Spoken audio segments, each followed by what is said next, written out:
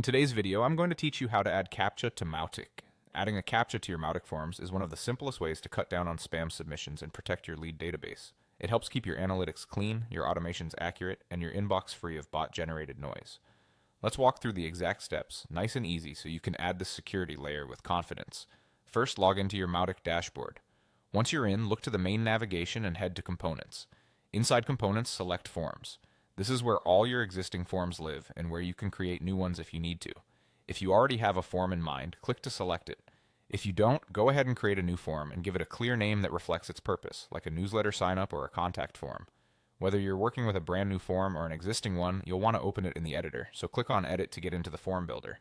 Inside the editor, switch over to the Fields tab. This is the area where you add, remove, and rearrange the inputs your visitors will see.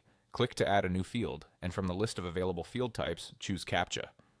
Mautic includes a Captcha field type that integrates smoothly with the rest of your form, and it's designed exactly for this use case. When the Captcha field settings open, give the field a clear label so your visitors understand what they're being asked to do. You can also add a short description or help message if you like, which can be helpful for accessibility. Consider marking it as required to ensure every submission is screened. If your form already has several fields, place the Captcha toward the bottom, just above the Submit button, so it's easy for real users to complete while still filtering out bots. You can drag and drop the field into the right spot on the Fields tab for a clean, user-friendly layout. When you're satisfied with the field's label, position, and any other available options, save your changes. To finalize everything and return to the form list, choose Save and Close. Your form now includes the Captcha, and new submissions will pass through that extra layer of validation. That's all it takes.